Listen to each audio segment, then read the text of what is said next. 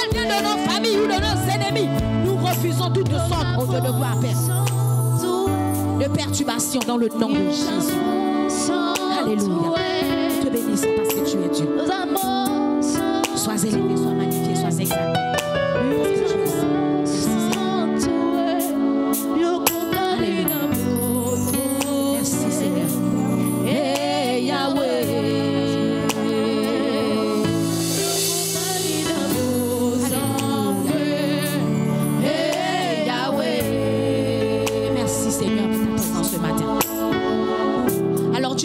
Pour tes frères qui sont en chemin.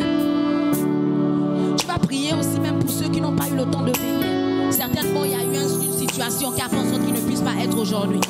Tu vas prier pour ceux qui sont là. Tu vas remercier le Seigneur pour ceux qui sont là. Tu vas prier pour ceux qui sont en train d'arriver. Que le Seigneur presse leurs pas. Que le Seigneur presse leurs pas et les sécurise tout au long de leur chemin.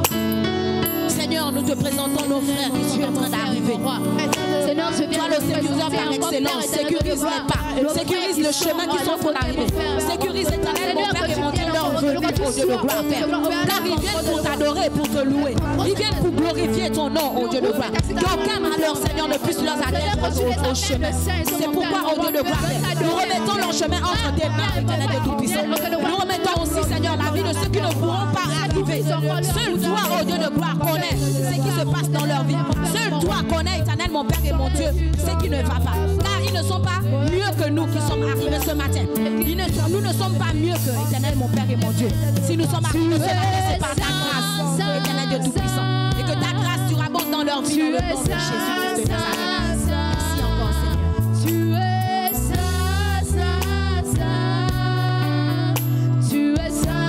Alors tu vas prier pour que le Dieu qui s'est choisi, tu vas prier pour que le Dieu qui dit lui-même que c'est lui qui nous choisit. Tu vas prier pour que Dieu choisisse les âmes, qu'il envoie les âmes qu'il a choisies pour notre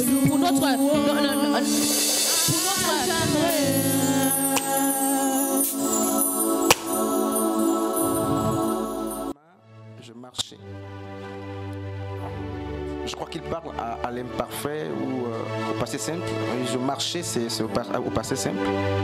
Et il dit subitement, il a entendu une voix qui lui dit, pécheur, répands-toi, sinon tu mourras. Et il dit que cette voix a suscité la première fois de la crainte dans son cœur avant que la joie, n'est-ce pas, n'arrive. Et ce chant était en train de m'envahir, et il continue d'ailleurs de m'envahir, mais ce n'est pas l'objet de la prédication.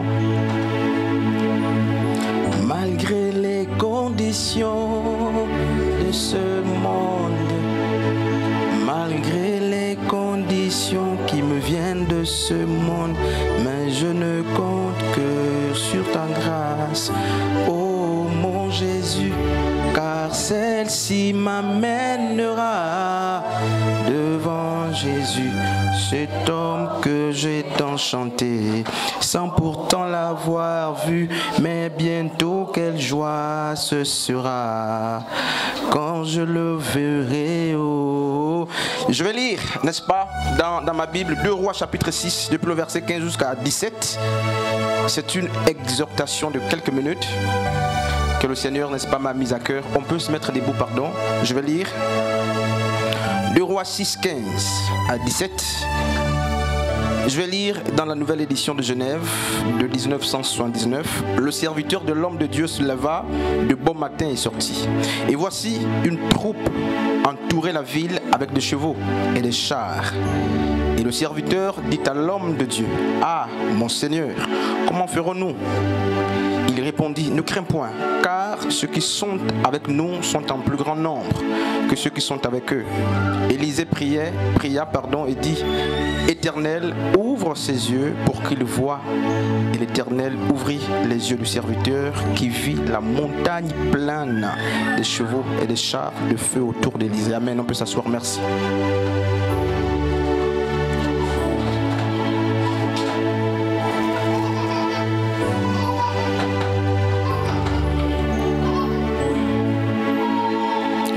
Le serviteur de l'homme de Dieu se leva de bon matin et sortit. Et voici une troupe couvrait la ville avec des chevaux et des chars. Et le serviteur dit à l'homme de Dieu, « Ah, mon Seigneur, comment ferons-nous » Il répondit, « Ne crains point, car ceux qui sont avec nous sont en plus grand nombre que ceux qui sont avec eux. » Élisée pria et dit, « Éternel, ouvre ses yeux pour qu'il voie. » Et l'Éternel ouvrit les yeux du serviteur qui vit la montagne pleine de chevaux et des chars de feu autour d'Élysée. Josué chapitre 1er, depuis le verset 1er jusqu'au verset 9, vous pouvez rester assis, je vais lire. Après la mort de Moïse, serviteur de l'Éternel, l'Éternel dit à Josué, fils de Nun, serviteur de Moïse, Moïse, mon serviteur, est mort, maintenant lève-toi, passe le Jourdain, toi et tout ce peuple pour entrer dans le pays que je donne, n'est-ce pas, aux enfants d'Israël. Tout lieu, que foulera la plante de votre pied, je vous le donne, comme je l'ai dit à Moïse. Vous aurez pour territoire depuis le désert du Liban jusqu'au grand fleuve, le fleuve de l'Euphrate, tout le pays, n'est-ce pas, des Essiens, et jusqu'à la grande mer vers le soleil couchant. Nul ne tiendra devant toi tant que tu vivras. Je serai avec toi comme j'ai été avec Moïse. Je ne te délaisserai point, je ne t'abandonnerai point. Voici les versets qui font, n'est-ce pas, le point culminant de notre exhortation. 6. Fortifie-toi et prends courage, car c'est toi qui mettras ce peuple en possession du pays que j'ai juré à leur père et de leur donner. Le verset 7 aussi, il dit la même chose, fortifie-toi seulement et aie bon courage. Chez moi, dans ma Bible, j'ai mis ça en gras.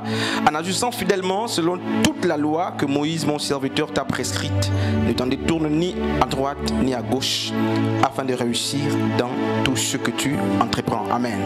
Ce sont là les deux références de base qui feront l'objet de notre petite étude. J'aimerais appeler ici deux personnes, une à ma droite, une à ma gauche. C'est pour quelques secondes. Et avant de démarrer cette exhortation, il faut que je trouve en elle, donc en ces personnes, le déclic de la prédication. Nous avons lu un roi, nous avons lu Josué. Je vais appeler deux personnes, une ici, une par là, une par là. Et je vais poser une seule question qui va m'aider, n'est-ce pas, à confirmer l'exhortation. Alors Diel, tu t'avances. L'exhortation, n'est-ce pas, de ce matin. Le frère Nathanaël, tu peux aussi venir. On peut rester vraiment calme. Je vais davantage, n'est-ce pas, réduire le son là. Alors frère Nathanaël est par ici. Très vite, tu peux rester là. Oui, sœur Diel par là. Je vais vous poser une question d'ensemble. Regarde le peuple. C'est une question d'ensemble. Alors tu fais descendre ce micro là. On va travailler.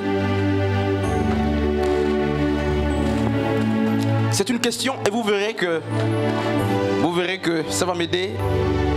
Ça va m'aider à prêcher ce court message. Cite-moi, Diel, deux de tes meilleurs amis.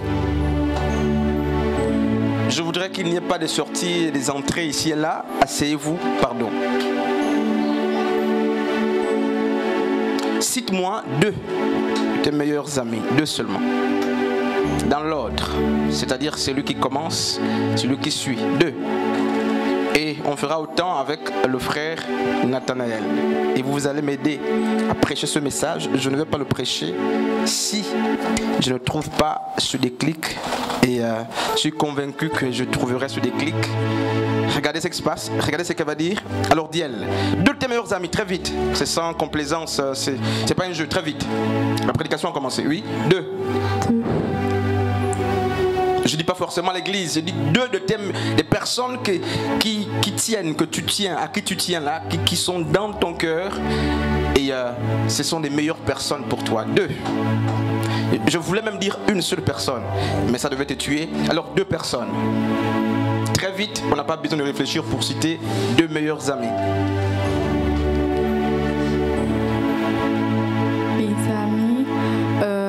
Deux meilleurs amis, je peux dire deux meilleures personnes, même si c'est papa, maman, le frère. Deux personnes à qui tu tiens, n'est-ce pas, et à qui, qui sont imprimées dans ton cœur. Je veux plus que tu peux poser des questions. Deux meilleures personnes pour toi, que tu considères plus que toutes les autres, ou du moins deux personnes qui dorment dans ton cœur, qui se réveillent dans ton cœur, qui sont là. Qu'il pleuve, qu'il neige. Deux. Il y a maman. Maman Anne, ta mère. Et il y a ma grande soeur. Ta grande soeur, ok. Dans le micro là. Elle a cité, et tu restes encore là, pardon, je vais élargir selon que Dieu m'inspire. Sa mère, sa grande soeur aînée. Alors frère Nathanaël, 2 personnes. Je ne dis pas que les autres ne sont pas considérés, mais 2 personnes, moi ça me dit de citer 2, je cite vite, très vite, 2 personnes que tu aimes tant, qui occupent une très grande place dans ton cœur. Il y a Jésus-Christ et ma mère. Jésus et ta mère. Alors 2 ennemis. 2 ennemis ou 2 adversaires qui sont aussi là très vite. Il y a Satan et moi-même. Satan et toi-même, ok. Donne-lui le micro. 2 ennemis. Il y a Satan. Vous partez loin parce que vous n'avez pas envie de citer les noms des gens. Ok, Satan. Tu n'as pas. 2 ennemis. Tu n'as pas d'ennemis. 2 adversaires. Il n'y a pas. Ok, donc laissez le micro. Dans la foule là-bas. On peut s'asseoir, merci. On peut encourager les jeunes là.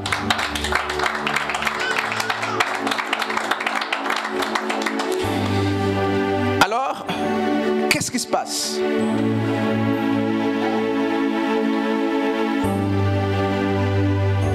Deux Rois 6, 15, 7 nous montre un serviteur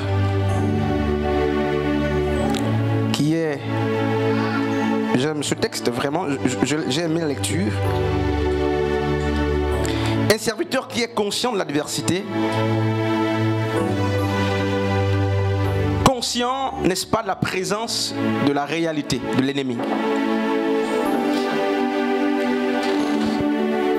Et nous savons du reste que la conscience du réel motive parfois notre réaction. Lui, il voit l'ennemi et il réagit. Et autour, il y a avec lui l'homme de Dieu. Et le serviteur, si elle veut filmer, enregistrer, mettez ça quelque part. Même ici. Le serviteur, je vais parler peut-être en 35 minutes. Donc je finis à 12h05. Si je suis trop lent.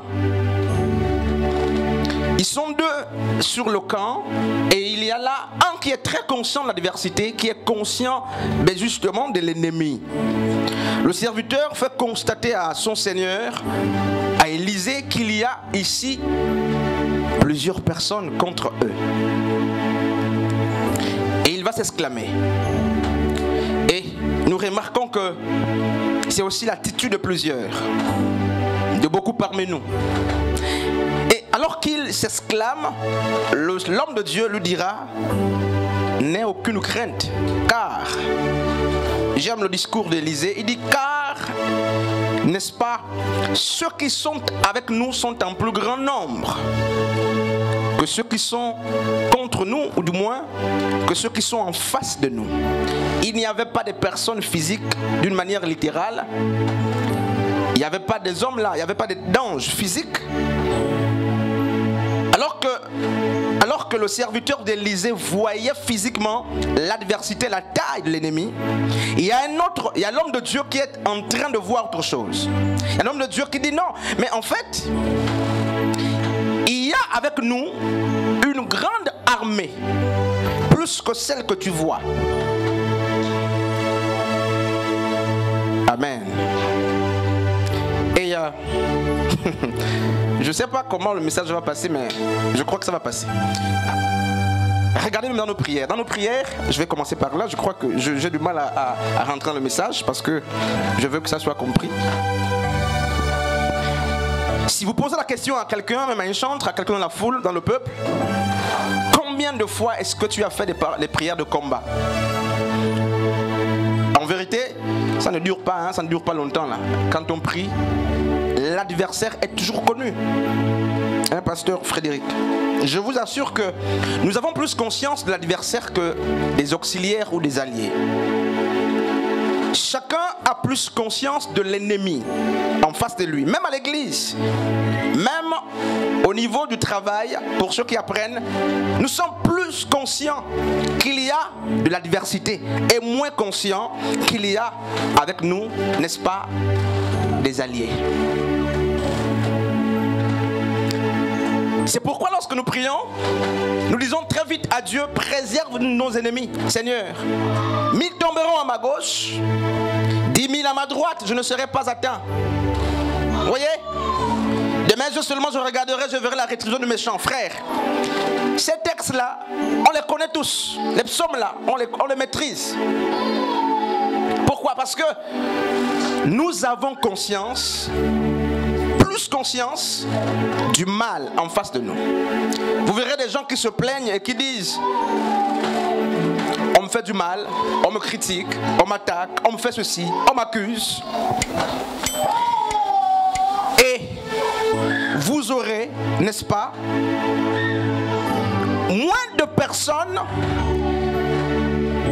qui impriment dans leur cœur l'idée selon laquelle autant il y a des gens qui me veulent du mal, autant il y a des gens qui méditent pour que je fléchisse, autant des hommes, il y a des femmes et des hommes qui se prêchent les ménèges justement pour me voir échouer, autant il y a des hommes qui veulent me voir allongé. Ces personnes qui nous disent oublient qu'il y a aussi des hommes qui prient pour qu'elles réussissent. C'est que nous pensons que nous n'avons que les ennemis, nous n'avons que les adversaires. S'il y a des gens qui te critiquent, qui méditent le mal à ton sujet, en ta présence ou non, il y a aussi des gens qui souffrent pour que tu réussisses. On n'a pas conscience de cela. C'est qu'il ne faut pas penser un seul instant qu'il n'y a que l'adversaire, il n'y a que l'ennemi. Il y a des gens dans leur maison qui fléchissent les genoux pour que toi tu réussisses. Il y a des gens qui ne prient pas sans citer ton nom. Il y a des gens qui te portent même si tu ne vois pas. Même si tu ne ressens pas ces choses-là. Il y a des gens qui méditent le mal, mais n'est pas seulement conscience de l'adversité ou l'ennemi. Il y a aussi des alliés, il y a aussi des auxiliaires. Il y a des personnes qui feront tout pour que tu ne sois pas accusé, qui feront tout pour te défendre, même lorsque tu n'es pas là. Autant il y a des gens qui méditent le mal, pour te faire mal, pour te voir, n'est-ce pas, allongé, homme de Dieu. Autant il y a des personnes, n'est-ce pas, qui méditent le bien à ton sujet. Nous n'avons pas que des ennemis, même si on a plus conscience de l'adversité.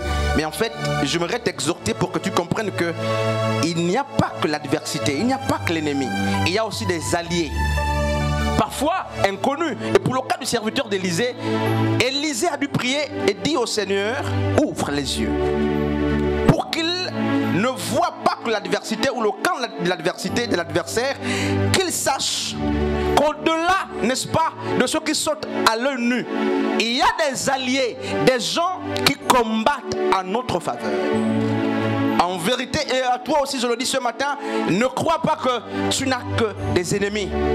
Ne crois pas que même à l'église ou à l'extérieur, ne crois pas qu'il n'y a que des gens qui méditent pour que tu échoues. Ne crois pas, n'accepte pas ça. Il y a aussi des gens qui méditent pour que tu réussisses. Il y a des gens qui prient pour toi. On m'a critiqué, on a fait ceci. Il y a aussi les gens qui te défendent. Mais très souvent, hommes et femmes de Dieu, nous n'avons pas, n'est-ce pas, conscience de cette réalité. Alors que le serviteur d'Élisée ne voyait que l'ennemi, Élisée voyait, n'est-ce pas, les alliés. Et il me serait, n'est-ce pas, inconfortable d'avancer sans donner quelques définitions justement, parce que nous parlons d'un auxiliaire souvent omis. Un auxiliaire souvent oublié. Un ami souvent oublié. Et vous allez voir que je vais rentrer dans ce qui s'est passé ce matin. C'est un ami souvent oublié. Quand je parle justement d'auxiliaire, je parle d'amis. C'est quelqu'un justement qui nous apporte secours. Un allié, c'est quelqu'un qui combat pour nous, qui est de notre côté, de notre camp, n'est-ce pas? Les Hébreux disent que le mot auxiliaire c'est Ezer. Selon le Strong 58-68, c'est quelqu'un qui travaille pour que nous réussissions. C'est quelqu'un qui n'est pas, n'est-ce pas, notre adversaire. Et le contraire d'allié ou d'auxiliaire, c'est adversaire, antagoniste, n'est-ce pas, compétiteur, concurrent, ennemi, opposant ou rival. Et très souvent, nous n'avons que conscience, n'est-ce pas, nous n'avons que conscience de notre adversité, de notre adversaire, alors qu'il n'est pas toujours le cas. Quelqu'un pour me relire justement Josué chapitre 1er, juste le verset 6 et le verset 7. Josué chapitre 1er, à partir du verset 6 jusqu'au verset 7.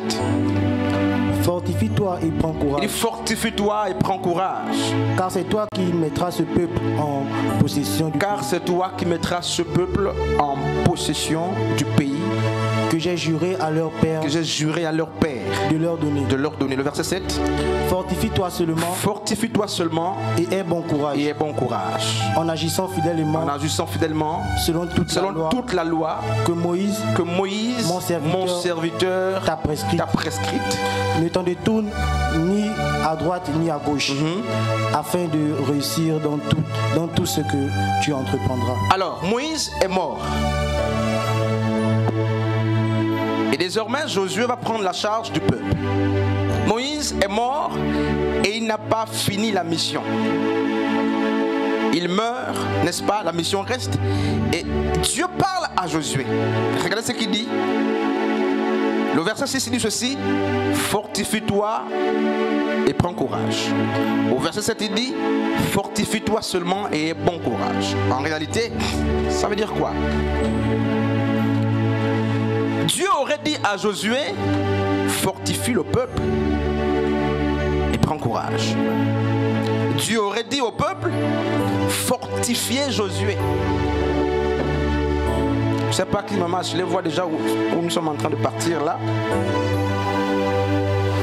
Dieu ne dit pas au peuple: fortifiez Josué pour qu'il soit courageux, de sorte qu'il vous aide à atteindre le pays que j'ai juré de vous donner. Ou à la limite, Dieu aurait dit justement à Josué: fortifie ce peuple que je mets à ta disposition. Mais Dieu dit à Josué: fortifie-toi. Quelqu'un voit le message?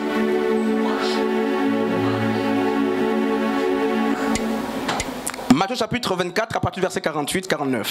On va lire ces textes-là. Je vais lire. Mais si c'est un méchant serviteur qui dise en lui-même: mon maître tarde à venir, s'il se met à battre ses compagnons, s'il mange et boit avec les vignerons. Vous pouvez noter. Je sais que là, on ne voit pas où on va. Je disais Matthieu chapitre 24, 48 à 49. L'expression que j'aimerais souligner, c'est ceci: qui se dit en lui-même. Mais si c'est un méchant serviteur qui se dit en lui-même. Genèse chapitre 17, nouvelle édition de Genève, je vais lire. Abraham tomba sur sa face et rit, et dit dans son propre cœur. J'aimerais qu'on souligne justement cette expression. Et dit dans son propre cœur. Dans Matthieu 24, 48, 49, on a souligné qui se dit en lui-même. Dans Genèse 17, on a souligné dans son propre cœur ou en son cœur. Nous sommes dans le psaume 10, 11. Je vais lire dans la Bible du Semeur. Il se dit: Dieu oubliera vite. Il ne regarde pas par là. D'ailleurs, il ne voit jamais. Et là, on peut souligner l'expression il se dit. Je vais lire un autre passage avant de commenter le message. Deutéronome 9, 4. Lorsque l'Éternel ton Dieu les chassera devant toi, ne dis pas en ton cœur: c'est à cause de la justice. Je vais m'arrêter quelque part. On va souligner l'expression ne dis pas en ton cœur. Deutéronome 9, 4. Ne dis pas en ton cœur. On souligne ça. Le psaume 10, 11. Il se dit. Ailleurs on dit il se dit en lui-même. Genèse 17 dans la NEG, donc 1979, donc la nouvelle édition Genève. Abraham tomba sur face et il rit et dit dans son propre cœur. On souligne ça. Matthieu 24, 48, 49. On va souligner ce qui va suivre. Qui disent en lui-même. Et lorsque vous prenez aussi Josué, chapitre 1er, depuis le verset 6, plutôt Jérémie, chapitre 1er, à partir du verset 6 jusqu'à 7, dans le second, je vais lire jusqu'au verset 7, je répondis, ah Seigneur éternel, voici, je ne suis point, n'est-ce pas, je ne sais point parler, car je ne suis qu'un enfant. Et le verset 7 dit ceci, et l'Éternel me dit, ne dis pas, je suis un enfant. On va souligner, je ne sais point parler, car je suis un enfant. Et au verset 7, on va souligner, ne dis pas, je suis un enfant. Je vais m'arrêter par là. C'est parce que quelqu'un est en retard.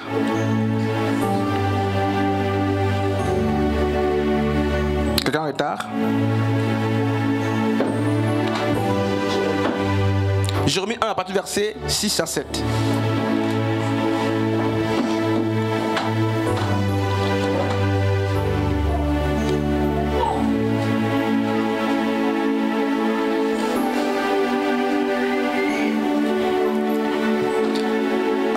Alors,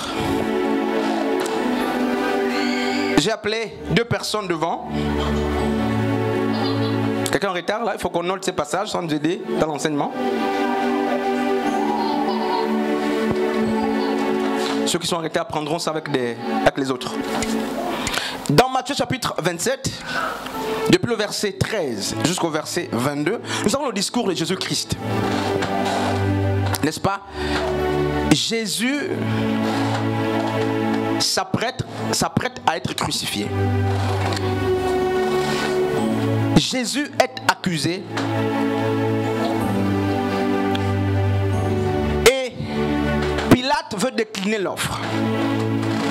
Si vous êtes en retard, je vais rappeler ça à la fin. On va d'abord suivre. Je vais redonner ça. Je vais redonner même à la fin du message. Voilà.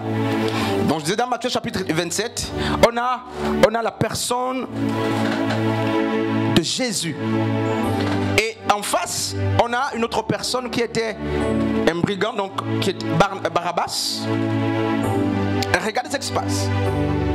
On va revenir sur les 2 images, je vais garder ça à l'esprit. Si j'oublie les 2 images, rappelez-moi, parce qu'on peut aller, je suis presque en retard.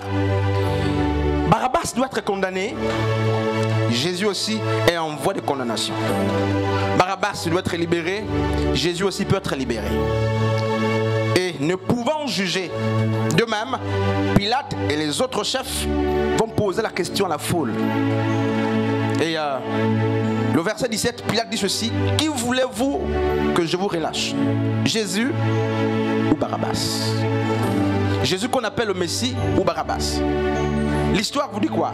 Quelqu'un peut nous aider? Qu'est-ce que l'histoire dit? Edna?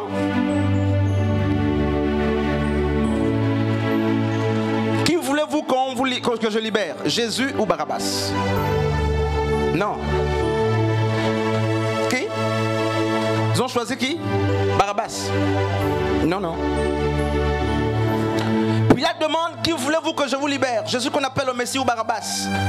Ils n'ont pas choisi Barabbas. Quand on lit comme ça, en fait, il y a des choses.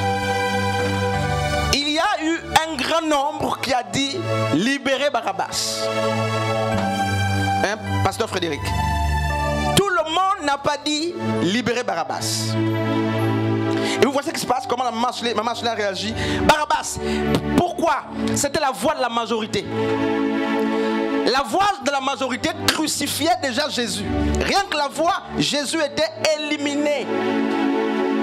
Jésus était donc conscient de l'adversité, des ennemis en face de lui. Et la voix de l'ennemi, je suis en train de dire au matin de mes propos que nous avons plus conscience de notre adversité que de nos alliés.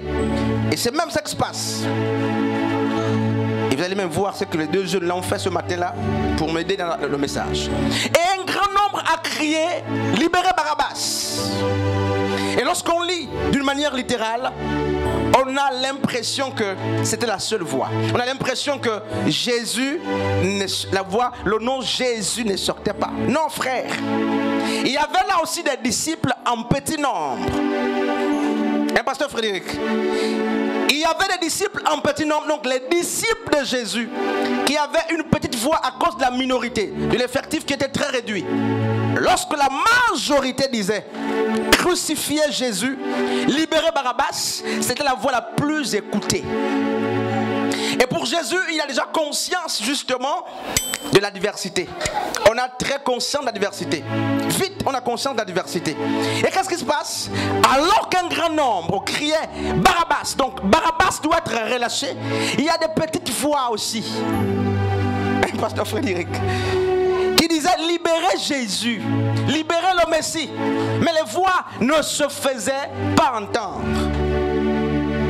Mais si vous êtes dans la foule, ou si Jésus devait considérer, n'est-ce pas, le récit ce jour-là, Jésus devait dire je n'ai que l'adversaire, je n'ai que les ennemis. Il semble que la voix de l'ennemi retentit plus que la voix des alliés. On a l'impression. Et lorsqu'un grand nombre criait libérez Barabbas, libérez Barabbas, libérez Barabbas, même lorsque les sacrificateurs sont allés persuader la foule pour dire dites libérez Barabbas, crucifiez Jésus, parce que c'est écrit, hein? Ils sont allés persuader la foule pour dire crucifiez Jésus. Même ceux qui ne voulaient pas la mort de Jésus ont été persuadés et disaient libérez Barabbas. Et j'ai vu un grand nombre en train de clamer la libération de Barabbas. Mais dans toutes ces choses, il y avait toujours une minorité qu'on ne peut pas persuader, qu'on ne peut pas convaincre. Il y a des gens qu'on ne peut pas persuader à changer d'attitude. Et une petite voix aussi disait Jésus doit être libéré. Jésus doit être libéré. C'est la voix des alliés. Il semble qu'elle est petite. On n'a pas trop conscience d'elle. Je vais quelque part. On écoute trop l'ennemi. La voix de l'ennemi saute à l'œil nu. Mais la voix de l'adversité, elle est minoritaire, semble-t-il. Il y avait Marie ce jour-là. Pierre était quelque part. Simon, Barthélemy qu'on appelle justement Nathanaël, il était là. Et il criait libérez, libérez, libérez Jésus, libérez Jésus. On n'écoutait pas. Jésus n'avait pas que l'adversité, l'adversaire. Il y avait aussi justement des alliés. Tu n'as pas que l'ennemi. Ta voix ne se fait pas entendre. Il y a des gens qui méditent souffrance. L'enfant de souffrance. Elle cherche la robe du Messie, la robe de Jésus. Et naturellement, pour atteindre la robe de Jésus qui est au milieu de la foule, il fallait toucher des robes.